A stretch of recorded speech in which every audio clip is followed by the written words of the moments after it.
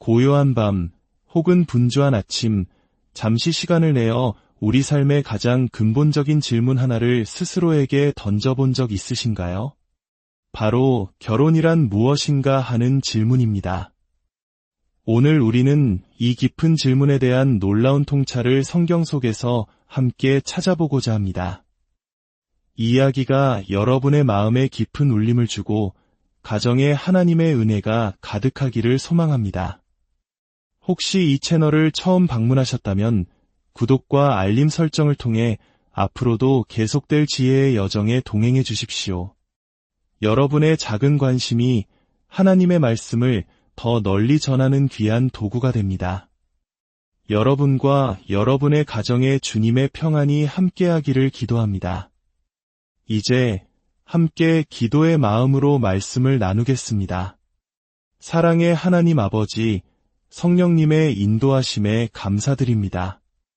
그리스도의 보혈로 말미암아 우리가 아버지의 자녀가 되었음을 기억합니다.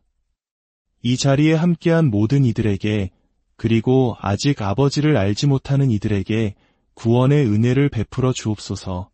결혼이라는 주제를 통해 상처받은 가정이 치유되고 흔들리는 가정이 견고해지며 미래를 준비하는 이들에게는 지혜를 더하여 주시옵소서. 이 모든 것을 예수님의 이름으로 기도합니다. 아멘.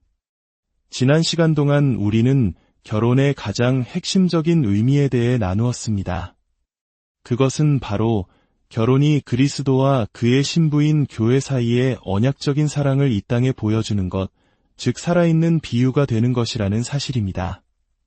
다시 말해 하나님께서 결혼을 디자인하신 가장 깊고 중요한 목적은 그리스도께서 교회를 어떻게 사랑하시는지, 그리고 교회가 어떻게 그리스도를 따르고 사랑하는지를 보여주는 한 편의 드라마와 같다는 것입니다.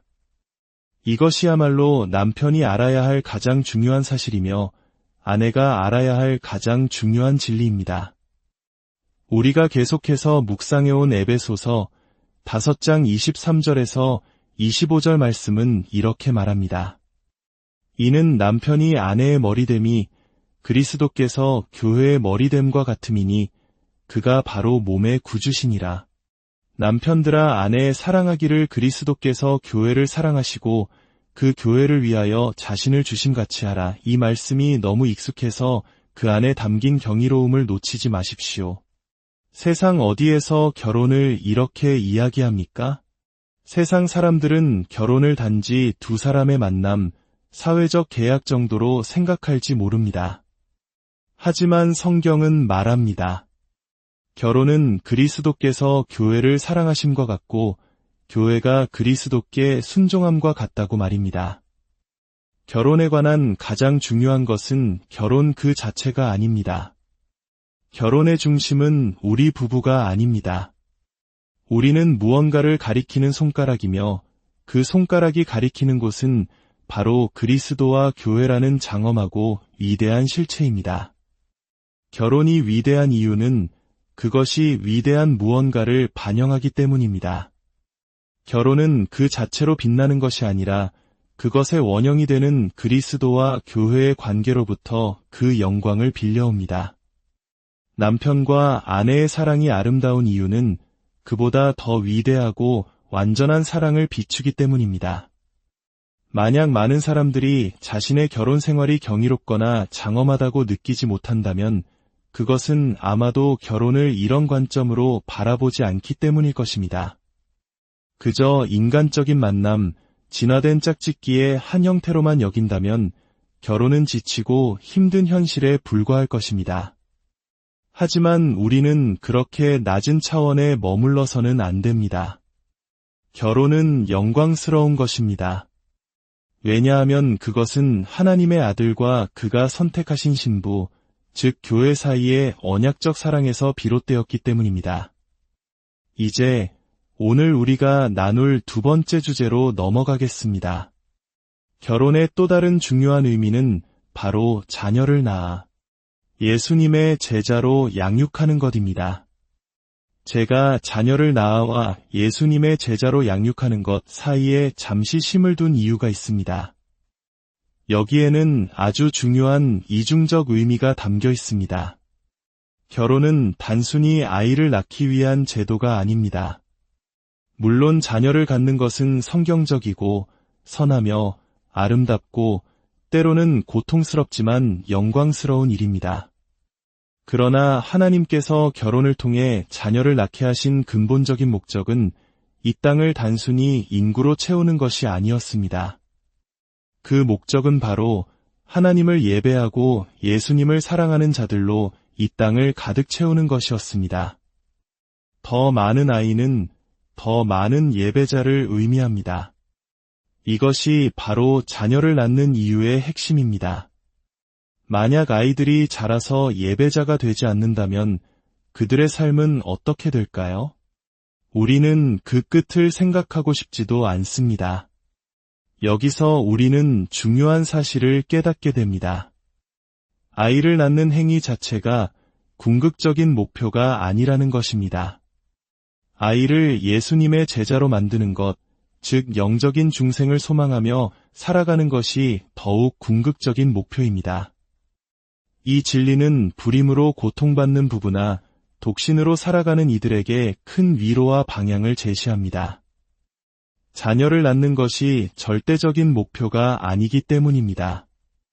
예수님을 따르는 제자를 만드는 것이 절대적인 목표이며 그 아이들은 반드시 우리가 직접 낳은 자녀일 필요는 없습니다.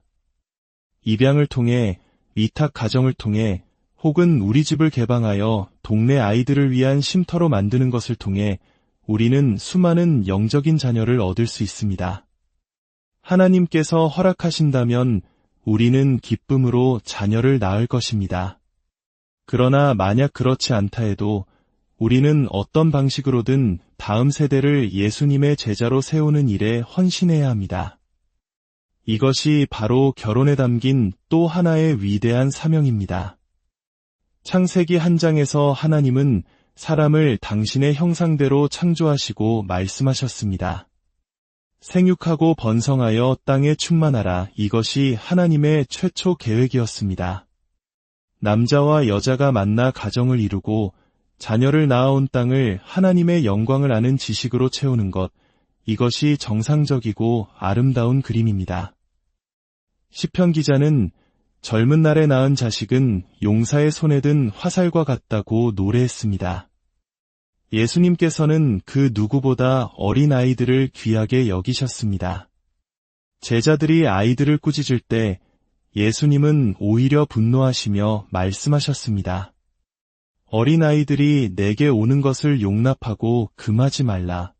하나님의 나라가 이런 자의 것이니라. 하지만 우리는 타락한 세상에 살고 있습니다. 이 세상에서는 하나님의 창조 질서가 때로는 다른 방식으로 적용됩니다. 마치 독신에 대한 가르침과 같습니다.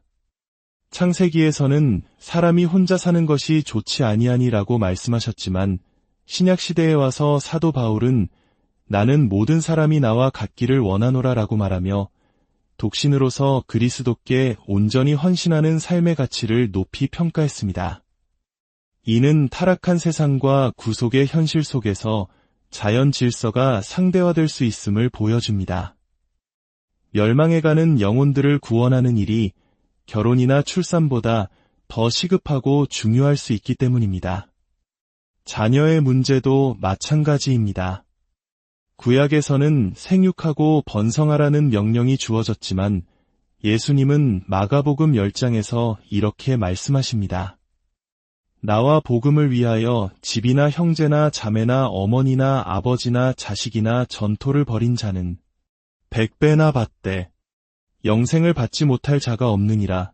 여기서 초점은 육신의 자녀가 아닌 영적인 100명의 자녀로 옮겨갑니다. 신약 성경에서 최고의 관계는 혈연 관계가 아닌 초자연적인 영적 관계입니다. 물론 자연적인 가족이 영적인 가족이 될 때 그것은 가장 큰 축복입니다. 하지만 항상 그런 것은 아닙니다. 로마서 9장 8절은 충격적인 선언을 합니다. 곧 육신의 자녀가 하나님의 자녀가 아니요 오직 약속의 자녀가 씨로 여기심을 받느니라. 육신으로 태어난 자녀가 자동으로 하나님의 자녀가 되는 것이 아닙니다.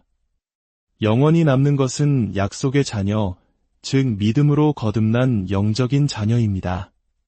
그러므로 결혼의 절대적인 사명은 이것입니다. 어떤 방식으로든 아이들을 예수님의 제자로 삼기 위해 힘쓰는 것.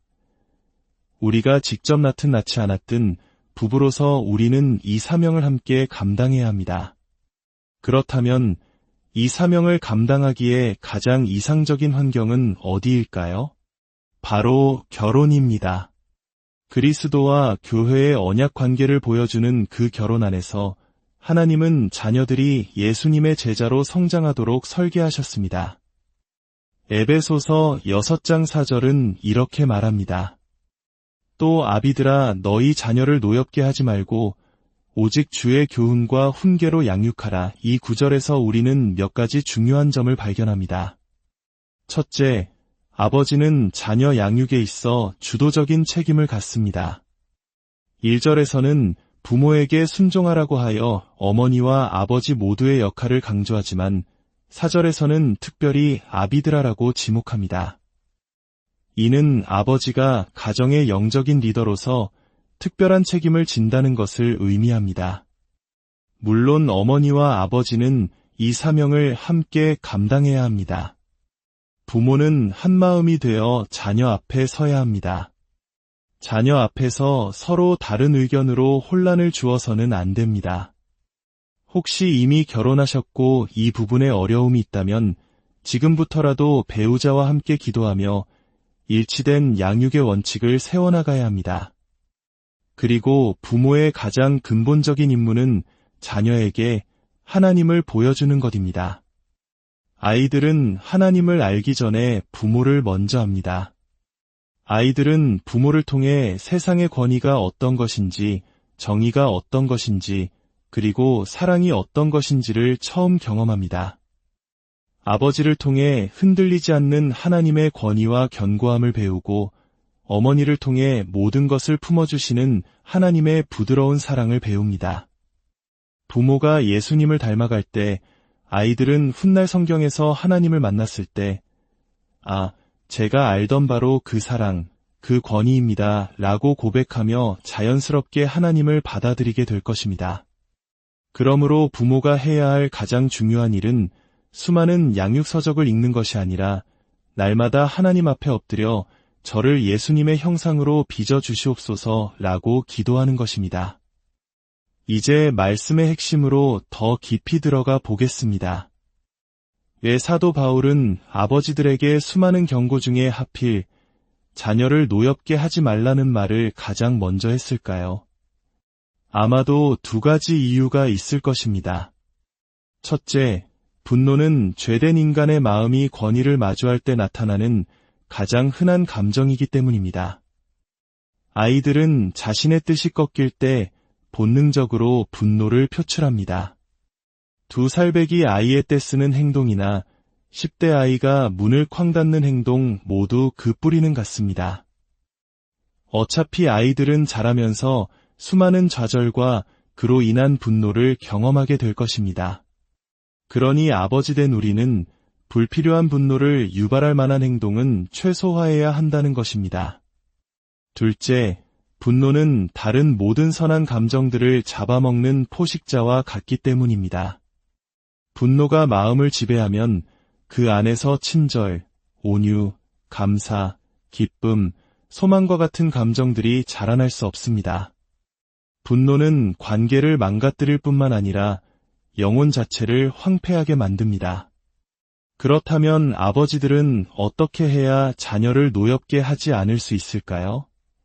한 가지 분명히 할 점은 이 구절이 자녀들에게 부모를 정죄하는 무기가 되어서는 안 된다는 것입니다. 아빠 때문에 화났으니까 아빠가 잘못한 거야 라는 논리는 성립되지 않습니다. 예수님께서는 아무 죄도 없이 많은 사람들을 분노하게 만드셨습니다. 그들의 죄가 예수님의 진리 앞에서 드러났기 때문입니다. 때로는 우리의 의로운 훈계가 아이의 죄된 본성과 부딪혀 분노를 유발할 수도 있습니다. 모든 분노가 부모의 잘못은 아닙니다. 그러나 이 말씀은 우리 아버지들에게 주는 강력한 경고입니다. 우리의 미성숙함, 이기심, 조급함, 일관성 없는 태도로 인해 자녀에게 피할 수 있었던 분노를 유발하고 있지는 않은지 스스로를 깊이 돌아보라는 것입니다. 분노를 유발하는 행동을 멈추는 것만큼이나 중요한 것은 분노를 몰아내는 긍정적인 행동을 시작하는 것입니다. 분노라는 어둠을 몰아내는 가장 좋은 방법은 빛을 비추는 것입니다. 사도 바울은 고린도 교인들을 향해 아버지의 마음으로 이렇게 외쳤습니다. 고린도인들이여 너희를 향하여 우리의 입이 열리고 우리의 마음이 넓어졌으니 자녀에게 말하듯 하노니 너희도 마음을 넓히라. 아버지 여러분, 자녀를 향해 마음을 넓히십시오. 우리의 마음이 하나님의 사랑으로 넓어질 때 그 안에서 분노는 설 자리를 잃게 됩니다. 그렇다면 어떻게 우리의 마음을 넓힐 수 있을까요? 그 유일한 해답은 바로 복음입니다. 에베소서 4장 31절과 32절은 그 방법을 명확히 제시합니다. 너희는 모든 악독과 노함과 분냄과 버리고 서로 친절하게 하며 불쌍히 여기며 서로 용서하기를 하나님이 그리스도 안에서 너희를 용서하심과 같이 하라. 아버지들이여, 이것이 유일한 길입니다. 자녀 양육의 유일한 희망은 복음입니다. 우리가 아이들에게 화를 내는 근본적인 이유는 우리 안에 해결되지 않은 분노가 있기 때문입니다. 그리고 그 분노의 마개를 뽑아낼 수 있는 유일한 힘은 그리스도 안에서 하나님께서 나의 모든 죄를 용서하셨다는 사실을 깊이 깨닫는 것입니다. 하나님은 우리에게 그냥 화내지 말라고 명령만 하시는 분이 아닙니다. 그분은 우리가 그럴 힘이 없다는 것을 아시고 당신의 아들을 보내어 우리의 죄값을 대신 치르게 하셨습니다. 그리고 그 예수를 믿는 모든 자에게 말씀하십니다. 내가 너를 완전히 용서했다. 너는 이제 내 사랑하는 자녀다. 이 놀라운 복음의 진리가 우리 마음에 깊이 스며들 때 하나님의 용서라는 따뜻한 햇살 아래 우리의 완고한 분노는 눈처럼 녹아내릴 것입니다. 분노가 빠져나간 그 자리에 감사와 기쁨, 온유함과 친절이 채워질 것입니다. 그리고 아이들은 변화된 아버지를 보게 될 것입니다. 오늘 아빠는 화를 내지 않으시네. 편안해 보이셔. 아빠와 하나님 사이에 평화가 있나 봐. 아버지가 하나님 안에서 평안을 찾을 때 온 가족이 평안을 누리게 됩니다. 자녀들이 칭찬하는 법을 어디서 배울까요? 형제에게 부드러운 말을 하는 것을 어디서 배울까요? 미안해 라고 말하는 법, 감사하는 법을 어디서 배울까요? 바로 부모의 입에서 흘러나오는 자연스러운 칭찬과 감사, 그리고 진솔한 사과를 통해 배웁니다. 결론입니다. 아버지들이여, 자녀를 노엽게 하지 마십시오. 이 말은 우리 영혼의 가장 깊은 곳에서 하나님의 용서의 은혜를 맛보라는 초대입니다. 그 은혜 안에서 분노의 사슬을 끊고 당신의 영혼이 먼저 자유로워지십시오. 당신의 마음이 하나님의 사랑으로 가득 찰 때 그 사랑은 자연스럽게 흘러넘쳐 자녀들을 적시고 그들의 마음속에 분노 대신 온유함과 사랑의 씨앗을 심게 될 것입니다. 이것이 복음이 이끄는 아버지의 삶입니다. 하나님이 당신을 사랑하시는 자녀로 먼저 받아주셨기에 당신도 자녀를 사랑할 수 있게 되는 것입니다. 이미 받은 그 놀라운 사랑을 누리십시오. 그리고 그 사랑으로 당신의 가정을 천국의 모형으로 만들어 가시기를 예수님